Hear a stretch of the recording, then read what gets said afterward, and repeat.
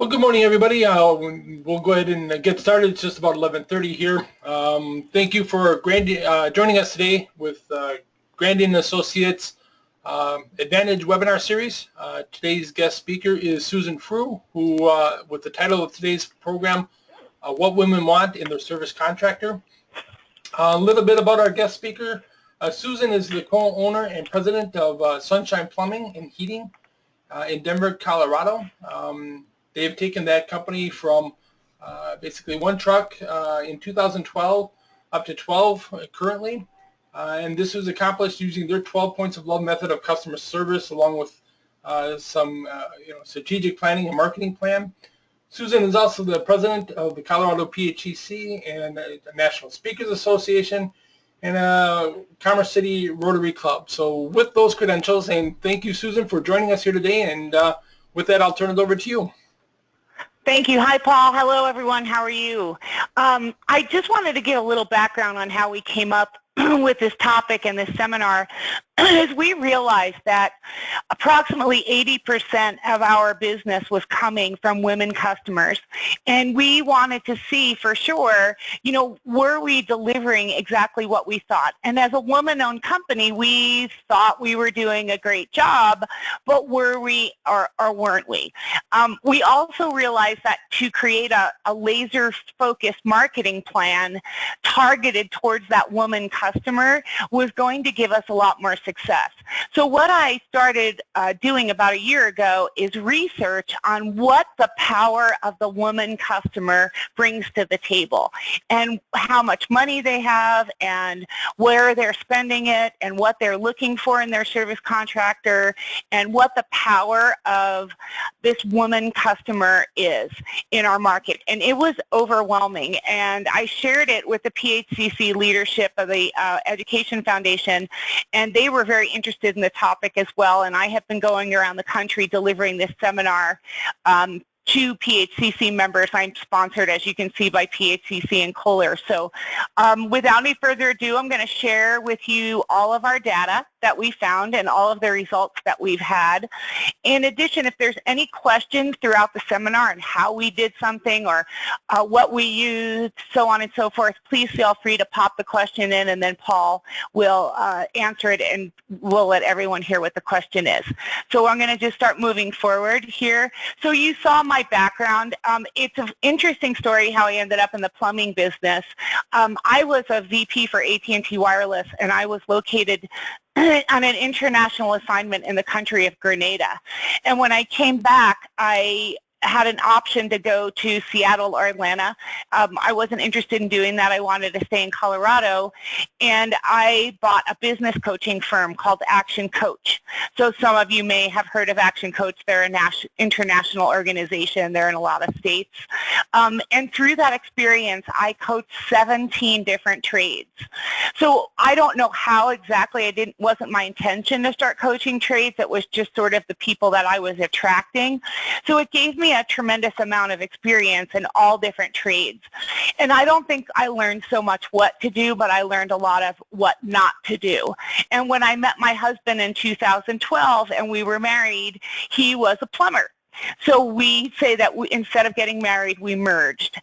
So he was a master plumber, NATE certified HVAC technician, and a journeyman electrician. So we moved his small company, which is just one truck at the time, down to the Denver area, and we restarted the business from the ground up because he was primarily focused on solar thermal and some commercial applications and things to that effect. And when we came down to Denver, we decided to go strictly into service. One of our main reasons for making that decision is we had both lived through a recession, which I know everyone on this call has lived through that as well, and we just felt that service was a safer place for us to be if we were going to start a new company, as regardless of what happened with the economy, that service would still be a viable business for us, and we would still be able to meet our financial goals and obligations. So that's how we ended up in the service business. We started out using reviews. We didn't really have a huge marketing budget. I was pretty much financing Sunshine Plumbing, Heating, Air from my coaching practice. And I joked that I was Sunshine Sugar Mama during those years because we were pretty much using Angie's List and some Yelp as a review platform to get more clients. We also started out in the very beginning doing these crazy toilet tune-ups for $25, where Angie's List would pay us $12.50, and then we would send a greeting thank you card and a box of brownies, and it would end up costing us, we would net out about $4. So we weren't making very much money in those early years. My husband was working like a dog, but we were able to, through having really, really outstanding customer service, we were able to grow our business. And now we're sitting at 10 trucks plus a parts truck plus a comfort advisor for HVAC. So that's where we've been. So everyone likes to make a joke about, Colorado. When I travel around the country, they want to know, all about the marijuana laws. So I thought I would show you a photo of what I look like when I'm in Colorado. And that is a joke if you guys didn't get it. I really don't have that hair, or I do not have a marijuana leaf tattooed on my neck, but it is a great joke because wherever I go, people never fail to ask questions about how do we handle the laws and what do we do about our techs and how do we do drug testing. And if you were wondering, a little off topic, but if you are in a state that has legalized marijuana or you think it's coming, they do now have drug testing that they can do in shorter increments. The older fashioned tests would keep marijuana in the system for 30 days, and that's what they could test for. So now you can test for 48 hours.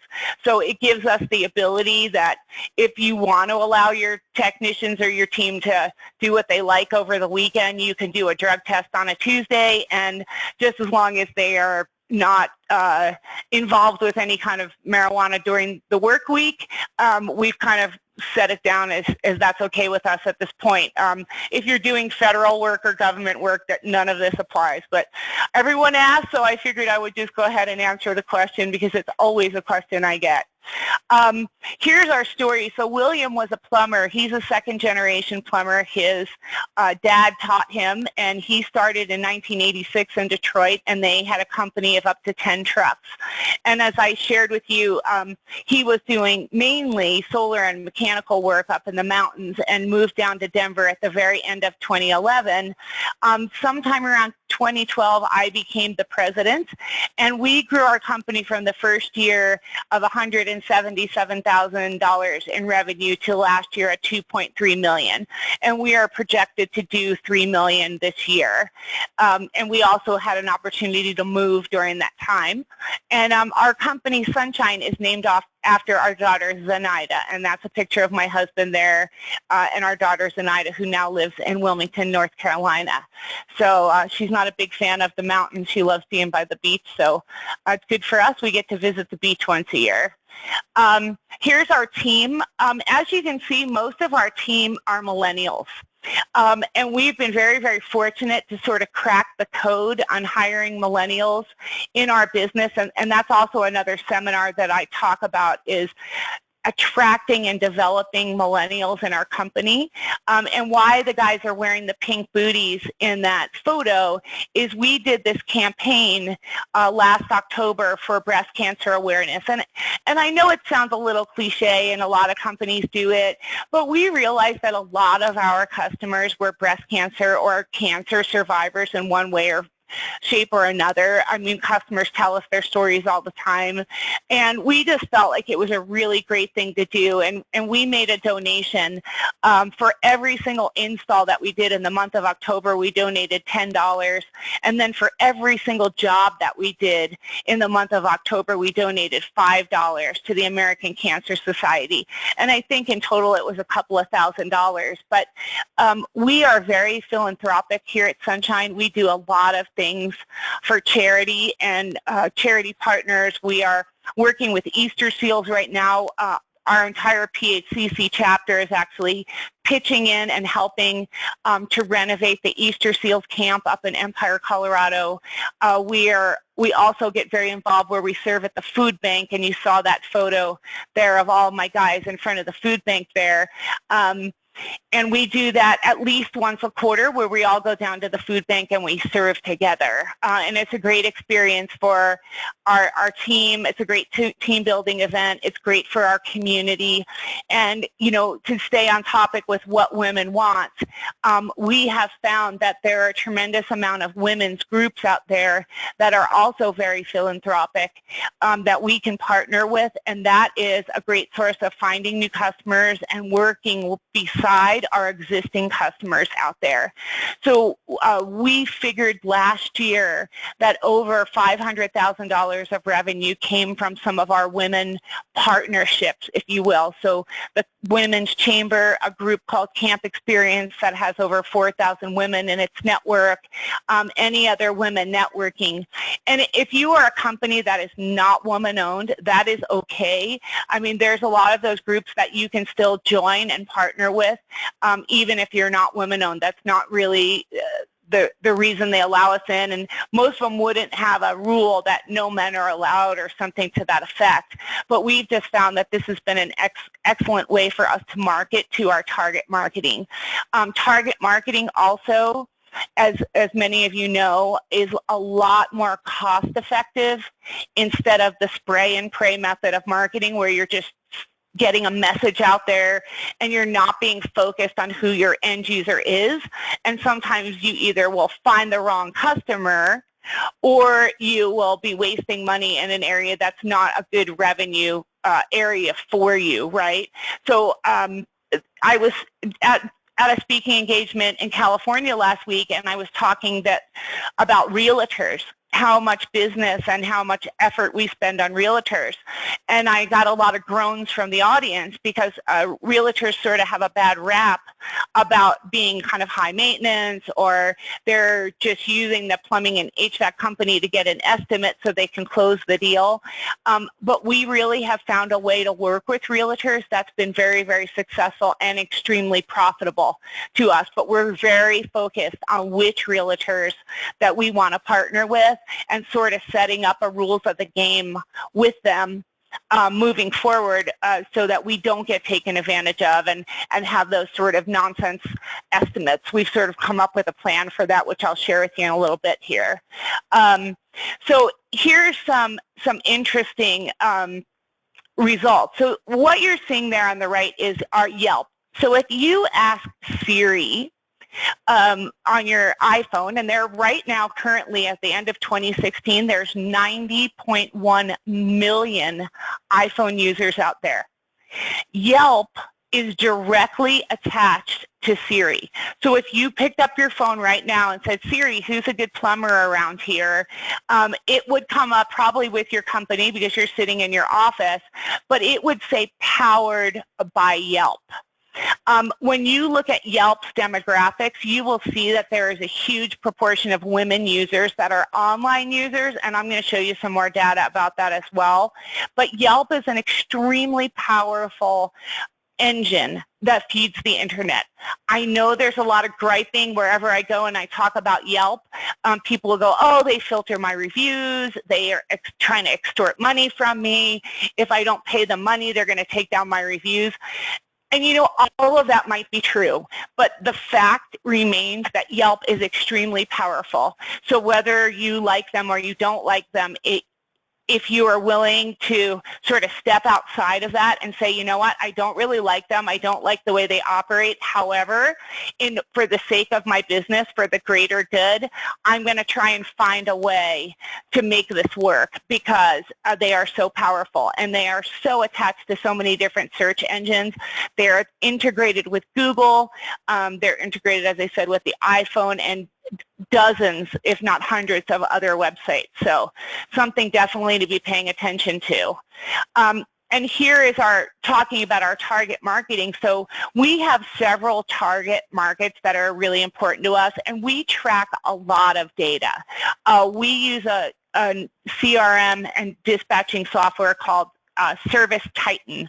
And out of Service Titan, we can pull myriad reports of what's going on with our market. So we can look at zip codes, what people are buying, what they're spending, what segment of marketing campaign, what are they spending money on, what the average ticket is, what the average profit is, what's the average revenue, what's the average closing ratio. So by looking at all of this data, we're able to be more effective in our target marketing. And that's why we know that the women market is so powerful and so strong. This is a group of women. I'm sorry that picture looks a little fuzzy on the screen, but that is a group called Camp Experience. And in Colorado, there's over 4,000 women in this network that are very high net worth individuals. There's doctors, there's attorneys, there's business owners, and they get together for networking events, and twice a year they actually go away to camp, which is more like glamping than camping, because there's spa services and arts and crafts and great speakers, and this big collection of women get together twice a year. And I'm a sponsor. I'm the person with the orange scarf on there on the right-hand side. But this group has given us, I can't even begin to tell you how much revenue. At least our first year was $50,000. The second year we're already up to $40,000, and they all call each other sisters. So we have a special tracking number, so when they call into the office, we're able to answer the phone. How can we make you smile today? Thank you, Camp Sister, for calling Sunshine Plumbing, Heating, and Air. So it's a really great way to get business, and they are very much referral based, and they send all of their business to us. We are a sponsor of them, so we're actually working on a charity project with them right now at this Easter Seals camp, where we're going to get all of our PACC members together, and we are doing about $50,000 of work in this next week or so for them to get ready for their camping season.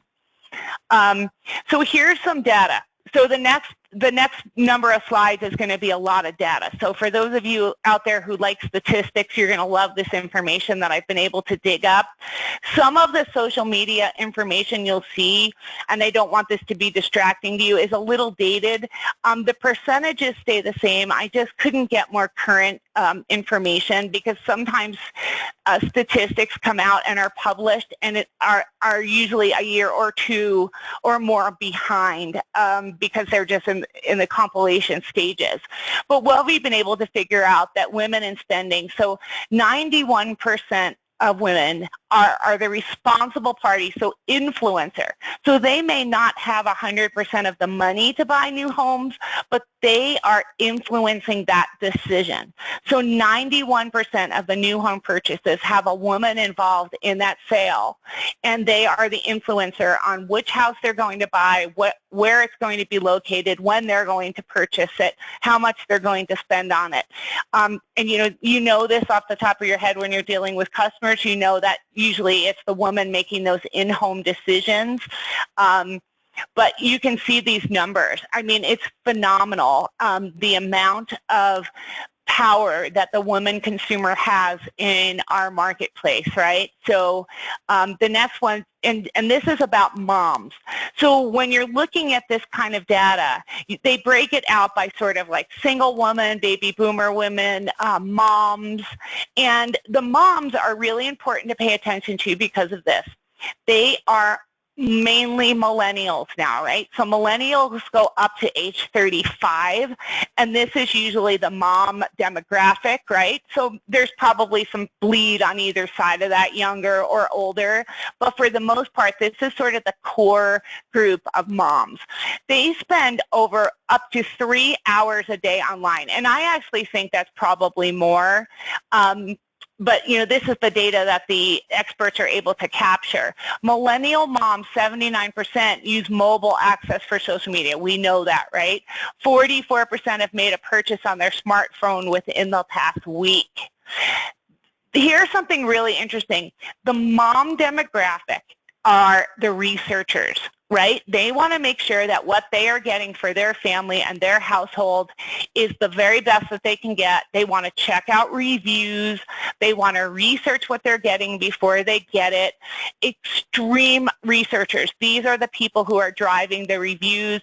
They're looking on Yelp. They're looking on Angie's List. They're looking on Home Advisor. They're going on Facebook and asking their friends, who do you use as a plumber or an HVAC company? Who do you use as an electrician? So that is the power of this demographic here. Do not discount them. They are extremely powerful. There's a lot of them. The millennial generation is second only to baby boomers in population growth, and they have a lot of money to be spent out there, and they are making a lot of decisions. For those of you who have thought about blogging, not blogging, you don't quite know what to write, should I hire someone, whatever, I would encourage you that if you are not blogging and this is a demographic that you want more of this market share, that you start writing blogs. Either hire someone or create them yourself. You can actually do talk to text. You don't have to be a fabulous writer. You want to talk about garbage disposals, right? Just talk into your phone and create a document, and then you can edit it, and boom, you have a blog. But the mom digital folks, the mom generation and the millennial generation are reading blogs out there. And it's incredibly powerful that they hear your voice coming through.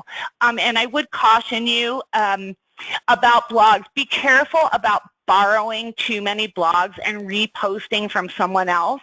I mean, you can do that occasionally, but Google may penalize you for using content that is not unique to you and that it's not original content. So please be cautious of that. And you're welcome to go to my website and take any blogs that we have. We actually have a very unique and fabulous writer on our, not on our staff, but she's a contractor to us, but her family had been in the plumbing business for 35 years, and she became a writer. So she knows all about plumbing, and she writes the most fabulous blogs for us, and she does a lot of research when she's talking about topics on HVAC, which really it wasn't her core knowledge base. But if you have not blogging, I encourage you to start doing that.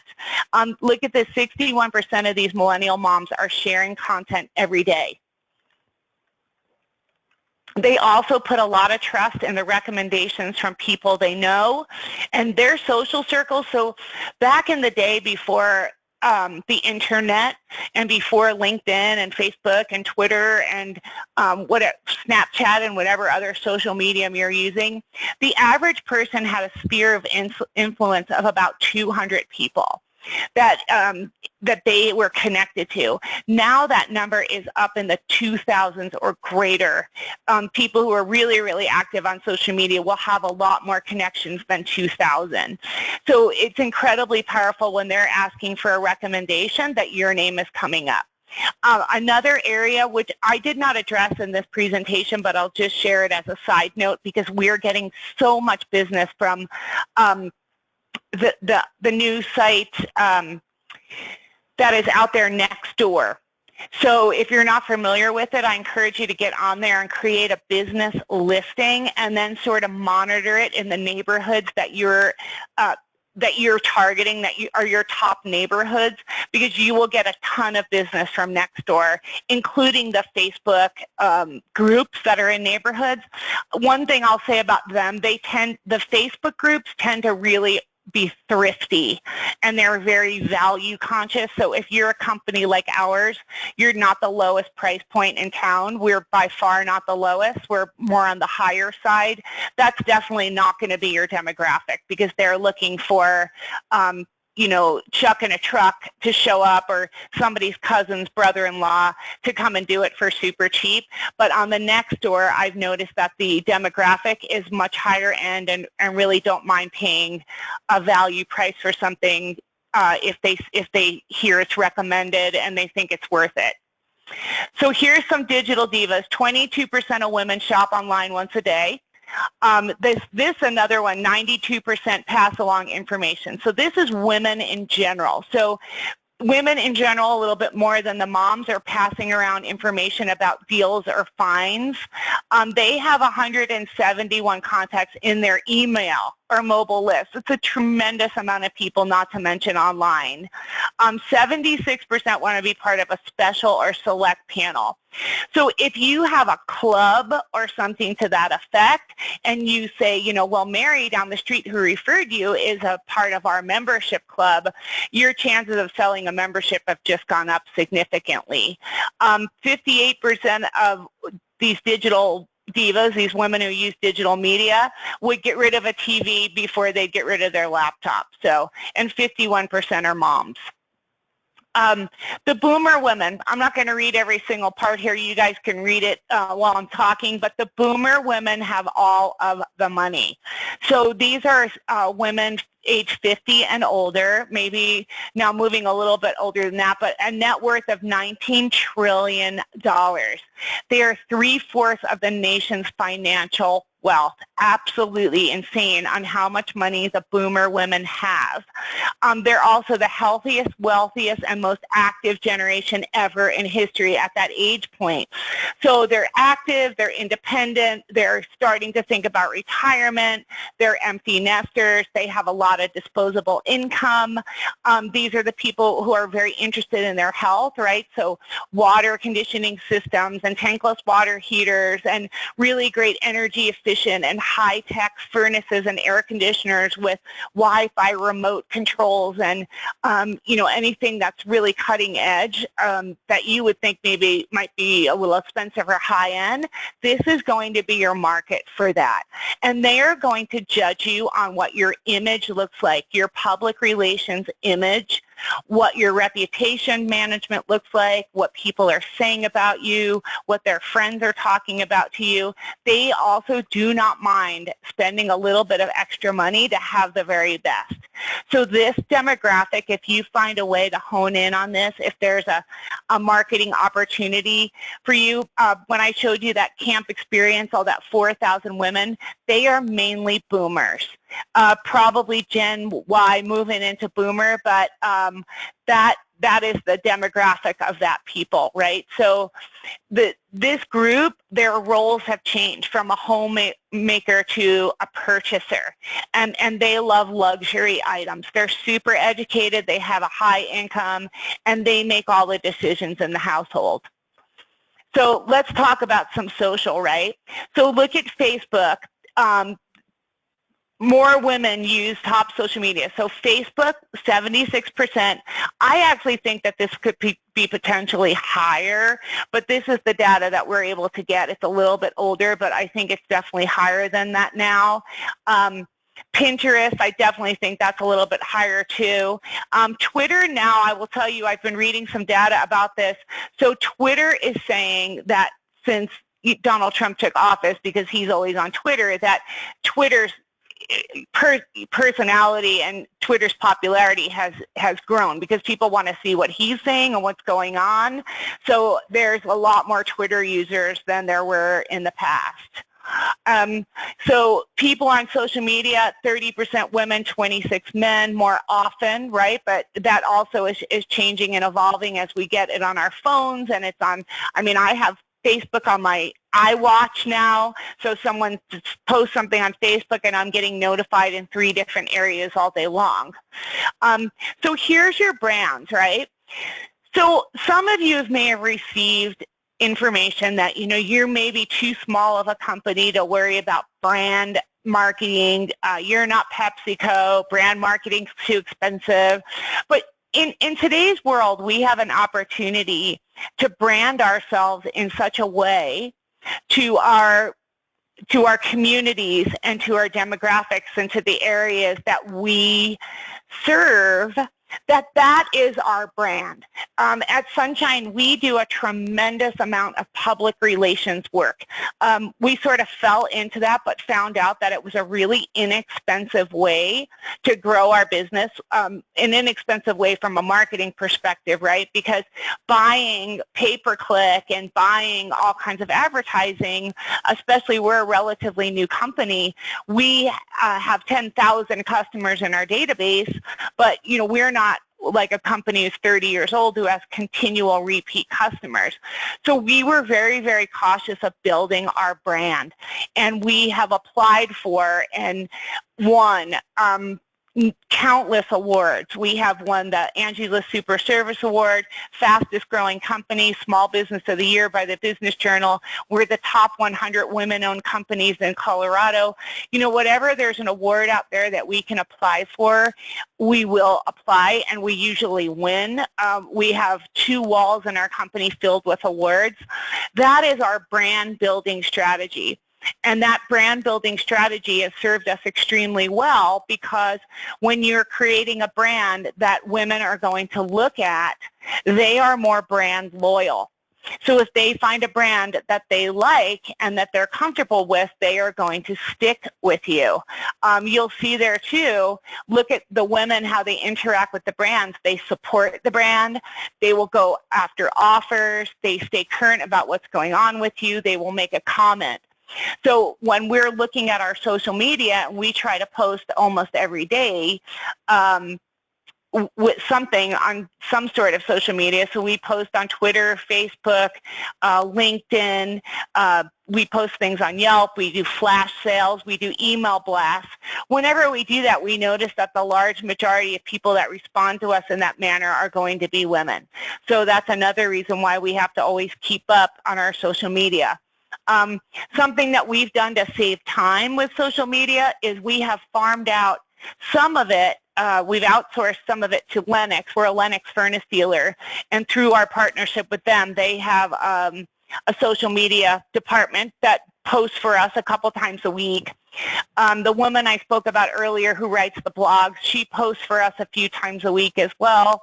And then we also post on something called Hootsuite, which is a free service. You can sign up for it this afternoon, and you can link your Facebook, your Twitter, your Snapchat, your LinkedIn, whatever social media platforms you have a profile, and you can make one post on Hootsuite, and it will go out to all of those areas of social media. So you don't need to be running around posting in all of those places. And another great place to really post if you're attracting a woman demographic, and especially if you are a company that does remodeling work, or you have some really pretty fancy examples of your work that you can show, I would also recommend that you get yourself a Pinterest platform and spend a fair amount of time there. We don't do remodel work, but if we did, I will tell you I would spend 80% of my time on Pinterest, showcasing our work and before and after photos and that type of visual presentation, which is going to win you business on your brand as well. So where are women getting their news? 58% are getting it from social media and from the news feeds, and only 42% of men. Women consume more news than men on these mediums, Facebook and Google+. So number one, U.S. online adults using top social media, it's women, 76%. I'm sorry, that slide got a little cut off in this viewing there. And then here are your percentages again. So 30% of women, 26% of men are on social media more often, 30% more. And then Pinterest, you're seeing $7.7 billion, $5 billion on internet, $11 billion on Tumblr. So you are seeing areas there where there's tremendous growth and opportunity, and it's inexpensive ways for you to advertise and market. If you look at the value of your time, you may consider outsourcing it. And I would really recommend this, because a lot of people will say, oh, I'm going to get my son or my daughter to do it because they know all about social media. They live on social media. Well, I have to tell you that that's not the best idea. They may know how to use social media, but I don't believe that they know how to market on social media, which is incredibly important and incredibly powerful for you guys to have a professional person, or yourself, if you're creative and you're a good marketer, to be posting stuff on social media. And the rule of marketing on social media is punch, punch, jab, right? So what you have to do is you have to say something nice, give some information, and then you have the right to put a marketing idea out there. If you're constantly out on social media asking for business and promoting your sale, promoting this, promoting that, people will get very bored with you very quickly, and you will no longer be effective, and you'll get unfriended or blocked or what have you. But if you're offering interesting information, we're just talking about right now water filtration. It's a huge hot topic around the United States. So water filtration is a great thing to blog about and to post about on social media. There's a lot of data and a lot of information out there that you can post, and people are finding it very interesting. Flint, unfortunately, kicked off this sort of media storm and this awareness about lead and what can be going on with old pipes and what's happening in our water sources. So it's a really interesting way to post. You can also be talking about maintenance type things, like why would you want to flush your water heater? Why do you need to tune up your air conditioner? Why do you need to tune up your furnace? What's an anode rod on a water heater? You know, all little tidbits like that, just giving information, and then maybe on the third or fourth time, if you want to offer a sale or a coupon, then that's okay. But if you're constantly barraging people with a media storm of sales and deals, you're going to lose their allegiance pretty quickly on the brand. So what can you do on the wow factor? So this is another thing that we have done that we think really set us apart. I don't know if anyone's ever read or heard of the book, The Purple Cow, but just think about that. You're driving down the road and all of a sudden there's a herd of cows out there in the field and one of them is purple. It's probably going to make you stop your car, break out your phone, take a picture, but the demonstration and what the theory is behind it is that it is something that's unique and different. And if you're in a market like ours where we have 900 competitors, one of our competitors here has been around for a long, long time. They spend over $1 million a year in marketing. You know, we could never afford that. So we had to deliver the best customer service with what we had. And we don't have $1 million budget, so what do we have? And what we had was great customer service, and these are some of the things that we do. Before I show you that, I want to share with you a video that I had made. I went down to the Women's Chamber of Commerce in Colorado, downtown Denver, and I interviewed a bunch of women, and I asked them what did they want in their service contractor. So I'm going to share this video with you, and then I'll show you some of the things that we have done to sort of help move this along. So here we go.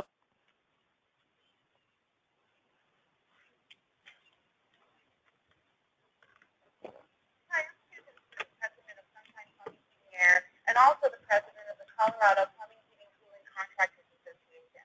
And I have observed in our business that 80% of our clients are women who live in quality of their service. And we thought, especially as a woman-owned business, that we know what women want in their service contractors. But did we really? So we came to the Colorado Women's Chamber and asked women the question, what do you want in your service contractor? And this is what we found out. I would like my service person to be clean and well kept. I would also like my service person to give me a quick and timely estimate. The biggest thing that scares me about somebody coming to my house is that they know a lot more about this than I do, and that they can easily take advantage of my ignorance and tell me that I need more than I need. So I want a service provider to reassure me that they're going to do the fastest, easiest thing. If there's something bigger that can be handled later, maybe a problem that's looming, they can tell me about it, but I want to know that they're going to do their best to save me money so that I will always trust them and call them first when I have any kind of problem. Integrity is really important to me. I want to know I can trust them. So the first step is a background check. I want to feel safe and secure when they come to my home. And then I want to be able to believe that they tell me that what I need to do now, I need to do now, what things can wait, and what other things I'm going to want to think about for another time. So I want them to be polite and professional. However, I do want them to ask me if I have any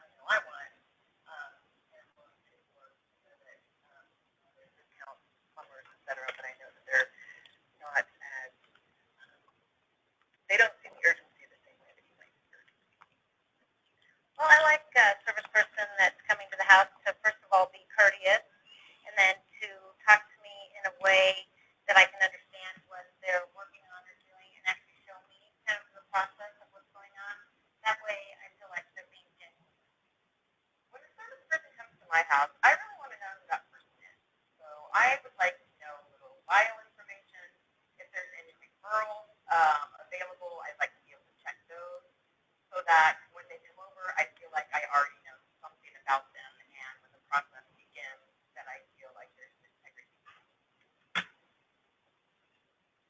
So that's what we found out. So one of the things that we do, and one of the ladies mentioned it, when our technician is on his way, they receive a dispatch document via email with the technician's photo and a whole bio behind them. The day before, they receive a text and an email reminding them of their appointment.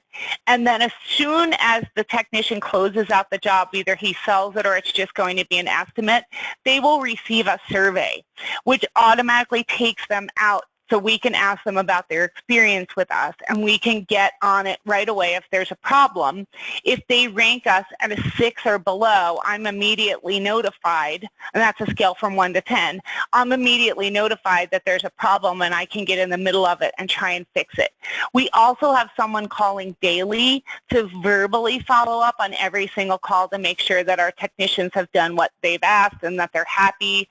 We also make it very clear to our techs, they all have a vacuum on board, they have drop cloths, they have a carpet that they roll out for the drain machine, they wear shoe covers.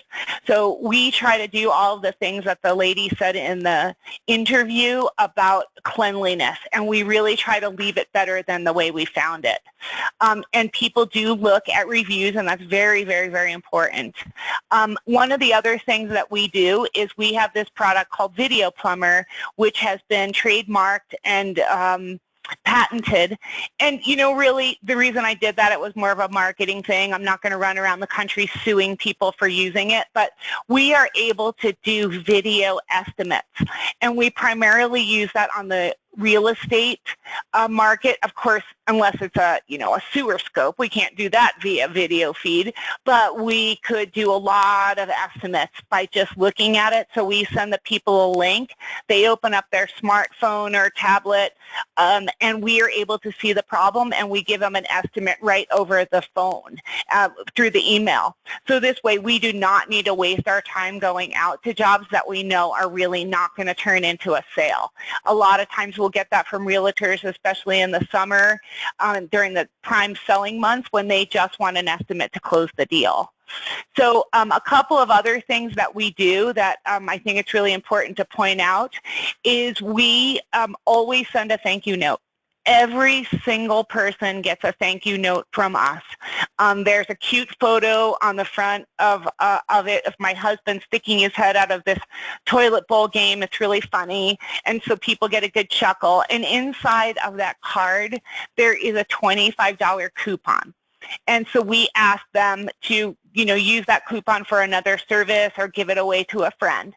If they spend more than $400, we also send a package of brownies. We use a service called Send Out Cards. Send Out Cards is sort of like a national, kind of like multi-level marketing setup, I suppose. The reason that we do that is the card with the postage is $99. It's $99, 99 cents. So we just need to go into the system, put the customer's information in there, and we have our evening CSR dispatcher do that because the evenings are sometimes slow, and they send the card right out. The brownies also come from Send Out Cards. Now, I played around with over the years to be more cost effective because the brownies and the card with postage and all is about $8. So we only send the brownies and the card to people who spend more than $400 with us to kind of keep our sort of a benchmark. Everyone gets a card, only the higher end jobs get the brownies. I tried maybe using local vendors or something that we could send from the office, but my concern is a couple of different things. That what if it was contaminated and someone got sick? Like, I didn't really want the liability. And it's really easy to just go online and plug in the information, and the customer will receive the card and the brownies in a couple of days. Another thing that we do, if we screw up, and it happens regardless of how good we try to be and how much quality control we have. We have some oopsies. We immediately send flowers. And with our name being Sunshine, of course, we try to send sunflowers to them. If someone purchases a tankless water heater, a boiler, a furnace, an air conditioner, something big, we will send them immediately the next day a gift basket. We used to send wine, and that was not the best idea because if the customer wasn't home and that got left on their doorstep, it's kind of a liability issue. So now we use a gift basket company that we know through the Women's Chamber, and they deliver it to the customer's work, which has been phenomenal because then everyone at the workplace sees that you just got this huge basket from your plumbing company, and they're just blown away. We get tons of referral business that way. The basket costs like maybe $60 to deliver it, and we just once again send an email over to the gift basket company and they deliver it. We use all Colorado products, so there's everything that's made in Colorado on there. So there's beef jerky, there's potato chips, there's some kind of soda, there's tea, so whatever is a Colorado made product, it goes into that basket, and it has some of our collateral in there. It's got some of our little giveaways, these little suns that we have, and a pen, so they know it came from Sunshine. It's got a handwritten note inside thanking them for their purchase. Something else that we do that I think has helped us a lot, we are not really a 24/7 company with only 10 trucks. So if someone has an air conditioning emergency in the middle of the summer, you know, at 11 o'clock on a Saturday night, you know, we are not going to be able to help you. We don't work on Sunday. That's just sort of a corporate philosophy for us. You know, that's family and God's day in our world. So we don't work on Sunday. But what we will do, if you have an air conditioning emergency, no heat emergency, no hot water emergency, we will put you in a hotel. I know that sounds crazy. People are like, what? So it costs about $150 to do that, sometimes less, sometimes more. I try to put people in Hampton Inn because I get points from Hilton and I like that, and usually Hampton Inn is pretty reasonably priced. Sometimes you can even get them as low as $99, and they always have a free breakfast and they usually have a pool. So we never have lost a sale to someone that we put in a hotel. It's just a really awesome over-the-top thing, and people really are then loyal to us. And the media that it sparks with all of the Facebook posts and everything else that they write about us because we put them in a hotel is phenomenal. And in the summer, I'll tell you, the people don't want to leave the hotel because they're having such a nice time and their kids are having a great time in the pool. So, and I think that's probably it of all of our big wow things that we do. We do carry dog biscuits on all of our trucks, so that's always a nice bonus. Colorado people are really into their dogs, so that's pretty cool. So I think that's all that I have. I allowed 10 extra minutes here, actually 11 minutes, to answer any questions that you guys might have, and Paul's going to be the moderator of that. So Paul, if you, I don't know if you have any questions right now, or do people have any questions? We have 2 questions for you. First one's came in from Kimberly. How do you determine where when you were talking about the gift baskets, how do you determine where they work to send a gift basket to the workplace? The gift basket people call them. So we give them their phone number, and the gift basket people say, hey, we have a delivery for you, and we'd like to bring it to your office. We don't, and the gift basket company is kind of sly on this. They like, well, we work Monday through Friday, 8 to 5, and we'd love to just drop it off at your work. I don't want to leave it outside on your doorstep. So that's how they get the information. We don't ask them.